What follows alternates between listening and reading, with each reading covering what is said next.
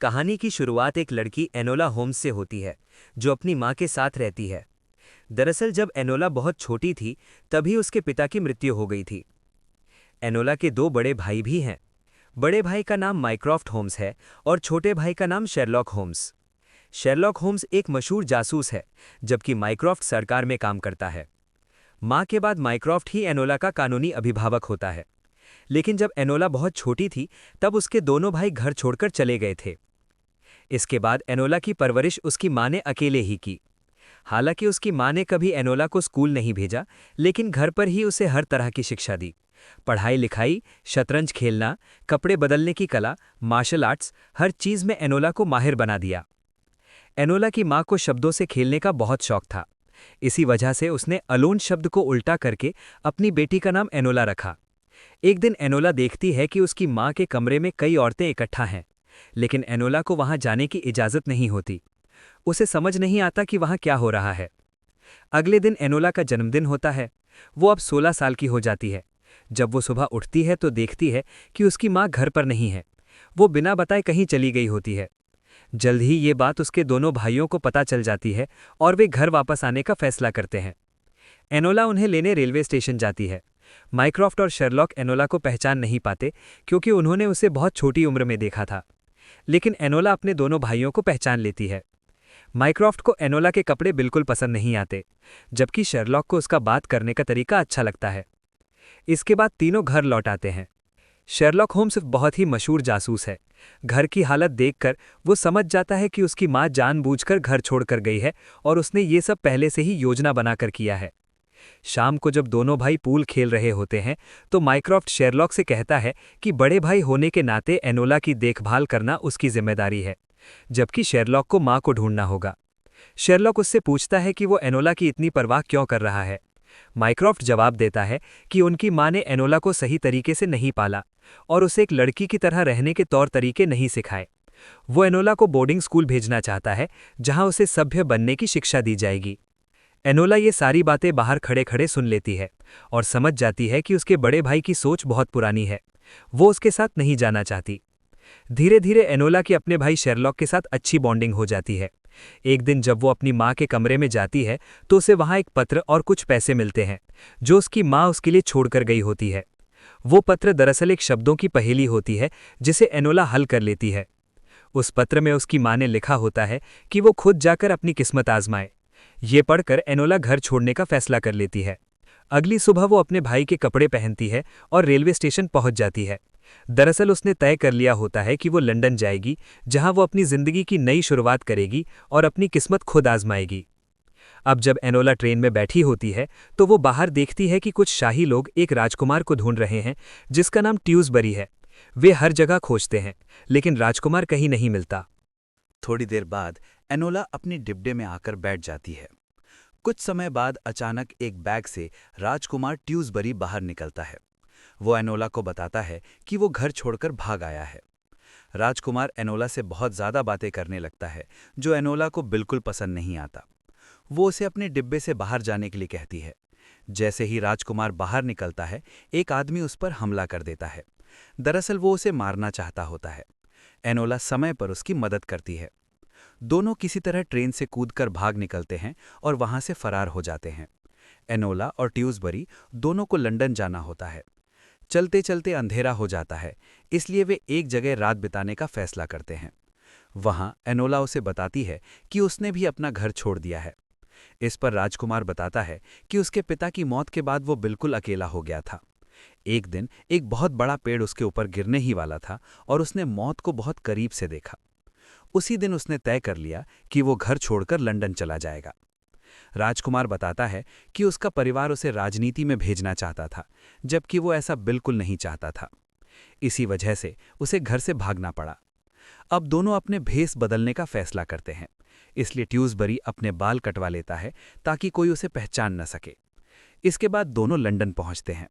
London पहुंचकर ट्यूसबरी अपने रास्ते चला जाता है और एनोला कपड़ों की एक दुकान पर जाती है, जहां वो अपने लिए एक नई पोशाक खरीदती है। एनोला जानती है कि उसके दोनों भाइयों को अब तक पता चल चुका होगा कि वो घर से भाग गई है। वो ये भी जानती है कि शर्लॉक होम्स किसी भी हाल में उसे ढूंढ निकालेगा, क्योंकि वो एक बहुत ही होशियार जासूस है।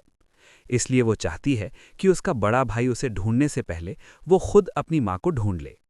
इसी दौरान शर्लॉक होम्स अपने बड़े भाई से कहता है कि उसे राजकुमार को ढूंढने का एक मामला मिला है, लेकिन वो ये केस सुलझाने से पहले अपनी छोटी बहन एनोला और अपनी माँ को ढूंढना चाहता है।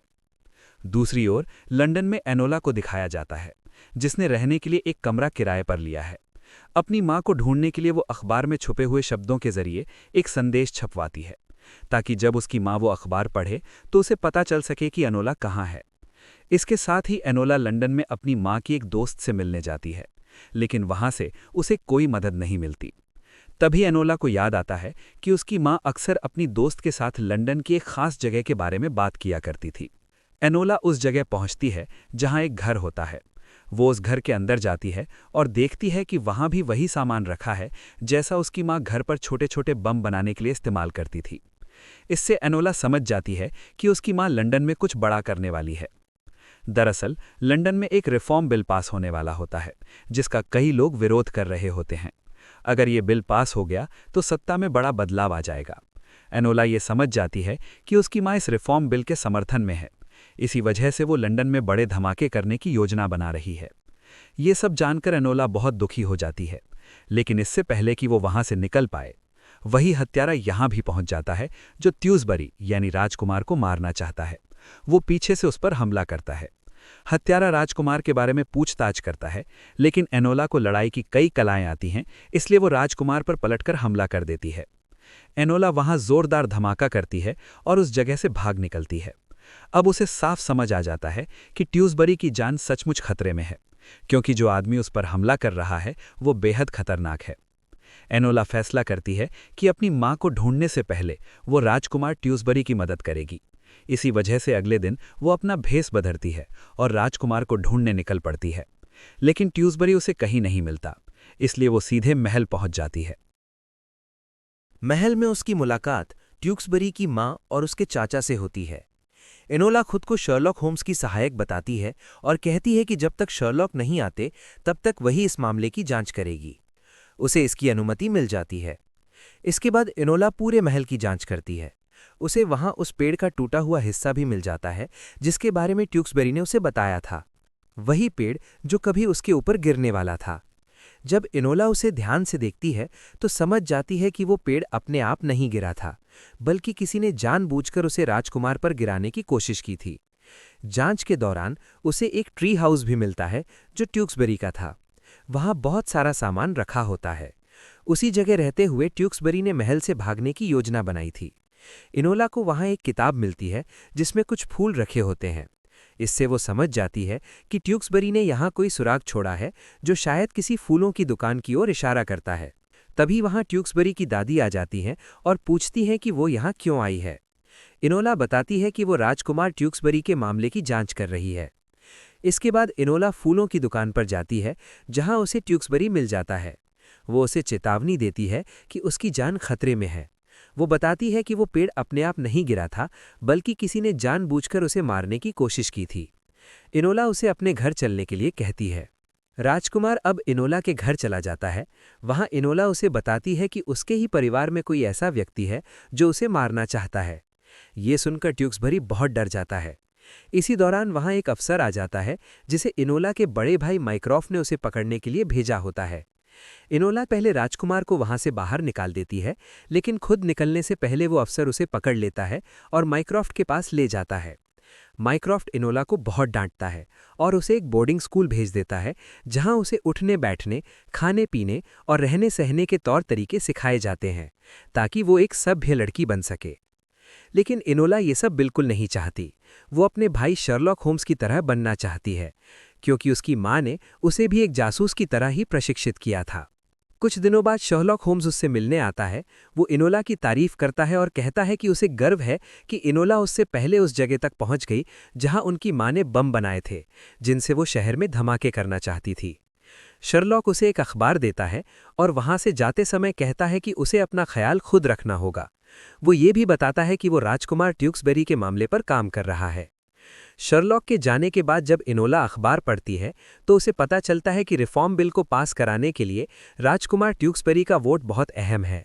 तब एनोला समझ जाती है कि शाही परिवार में ही कोई ऐसा है जो नहीं चाहता कि ये बिल पास हो, और इसी वजह से वो राजकुमार को मारना चाहता है। एनोला को शक होता है कि प्रिंस ट्यूक्सबरी के पिता का छोटा भाई यानी ट्यूक्सबरी का चाचा ही इसके पीछे है, क्योंकि अगर ट्यूक्सबरी की मौत हो जाती तो वही अगला लॉर्ड बनता, लेकिन अगर ट्यूक्सबरी जिंदा रहता तो लॉर्ड बनने का हक उसी का होता। इसी वजह से एनोला को पूरा यकीन हो जाता है कि ये सारा काम उसी चाचा का है। हालांकि एनोला उसे रंगे हाथों पकड़ना चाहती थी, इसलिए वो तय करती है कि उसी रात वो ट्यूक्सबरी को लेकर महल जाएगी और सच्चाई सबके सामने लाएगी। रात के अंधेरे में दोनों चुपचाप महल के अंदर पहुंच जाते हैं। महल में उस वक्त कोई नहीं होता, लेकिन तभी वही हत्यारा उनके सामने आ जाता है जिसने पहले ट्रेन में ट्यूक्सबरी को मारने की कोशिश की थी। वो ट्यूक्सबरी पर गोली चला देता है। गोली लगने के बावजूद ट्यूक्सबरी बच जाता है। इसके बाद एनोला उस हत्यारे पर हमला कर देती है और उसे बेहोश कर देती है। तभी वहां ट्यूक्सबरी की दादी पहुंचती हैं। वो ट्यूक्सबरी पर गोली चला देती हैं और उसे मारने की कोशिश करती हैं, क्योंकि अगर ट्यूक्सबरी जिंदा रहता तो रिफॉर्म बिल पास हो जाता। ट्यूक्सबरी के पिता भी चाहते थे कि ये बिल पास न हो, क्योंकि उन्हें शाही व्यवस्था में किसी भी तरह का बदलाव पसंद नहीं था।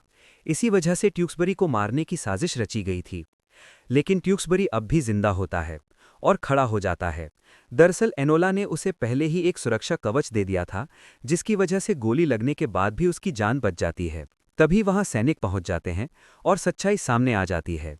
वे दोषी को गिरफ्तार कर लेते हैं। अगले दिन शर्लॉक होम्स को पता चलता है कि उसकी छोटी बहन एनोला होम्स ने राजकुमार का मामला पूरी तरह सुलझा लिया है। ये जानकर वो बहुत खुश होता है। उसी दिन जब राजकुमार को वोट देने जाना होता है तो वो सबसे पहले एनोला से मिलता है।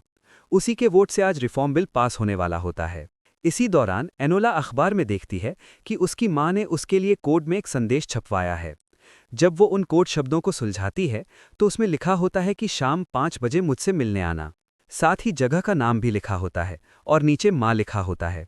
लेकिन मां शब्द देखकर एनोला को शक हो जाता है, क्योंकि उसकी मां कभी भी इस तरह अपने रिश्ते का जिक्र नहीं करती। तब एनोला समझ जाती है कि ये उसके भाइयों की चाल है। वो ठीक शाम 5 बजे वहां पहुंचती है। वहां वो अपने कपड़े बदल रही होती है और देखती है कि उसके दोनों भाई पहले से ही उसका इंतजार कर रहे हैं। जिस जगह एनोला को बुलाया गया था वहीं शर्लॉक होम्स को एनोला का बचपन का खिलौना मिलता है, जिससे उसे यकीन हो जाता है कि एनोला यहाँ आई थी। शर्लॉक पहले से ही जानता था कि अखबार में छपा संदेश उन्हीं की तरफ से था। उसे ये एहसास हो जाता है कि उसकी बहन भी उतनी ही तेज दिमाग वाली है जितना वो खुद है। इसके बाद एनोला अपने घर लौट आती है, जहां उसकी माँ उससे मिलने आती है और उससे माफ़ी मांगती है। वो बताती है कि उसे बिना बताए अचानक जाना पड़ा, क्योंकि वो चाहती थी कि एनोला खुद अपने दम पर जीना सीखे। साथ ही वो चाहती थी कि रिफॉर्म बिल पास हो, क्योंकि ये आम लोगों के लिए बहुत फायदेमंद था। उसकी माँ बताती है कि इसी वजह से वो शहर में धमाके करने की योजना बना रही थी। लेकिन एनोला ने प्रिंस ट्यूक्सबरी का मामला सुलझाकर सब कुछ ठीक कर दिया। अब किसी धमाके की ज़रूरत नहीं रही, क्योंकि बिल पास हो चुका था। अपनी माँ को वापस पाकर एनोला बहुत खुश हो जाती है। वो अपनी माँ को गले लगा लेती है। अब एनोला भी अपने भाई शर्लॉक होम्स की तरह एक जासूस बन चुकी होती है, जो आगे चलकर बड़े बड़े मामलों को सुलझाएगी। इसी के साथ इस फिल्म की कहानी यहीं समाप्त हो जाती है।